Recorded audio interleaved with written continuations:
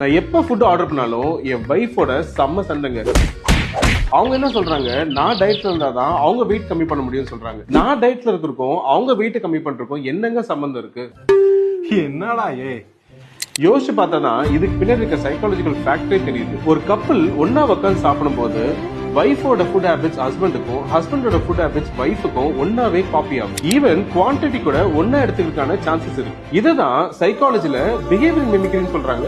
அதனால நீங்க ஹெல்த்தியா சாப்பிட்டு ஒரு ஹெல்த்தியான லைஃப் ஸ்டைல மெயின்டைன் பண்ணீங்கன்னா அதை பார்த்து உங்க பார்ட்னரும் ஒரு ஹெல்த்தி லைஃப் ஸ்டைலுக்கு மாறிடுவாங்க. அதுவே நீங்க லேட் நைட்ல ஜங்க் ஃபுட் சாப்பிட்டு பிரேக்ஃபாஸ்ட் ஸ்கிப் பண்ணி ஒரு பேட் லைஃப் ஸ்டைல் இருந்தீங்கன்னா உங்க லைஃப் பார்ட்னரும் அதே லைஃப் ஸ்டைல் அடாப்ட் ஆவாங்க. ஏன்னா லவ்ல ஹார்ட் மட்டும் முக்கியம் இல்லைங்க, உங்களோட மூடு, உங்களோட மெட்டபாலிசம், உங்களோட மீல்ஸ், இது எல்லாமே சிங்க் ஆகும். அப்புறம் என்னங்க, உங்க பார்ட்னர் ஹெல்த்தியா இருக்கணும்னா அது உங்களோட பிளேட்ல இருந்து ஆரம்பிக்கும். சோ உங்களோட பார்ட்னருக்கு இந்த வீடியோவை ஷேர் பண்ணுங்க.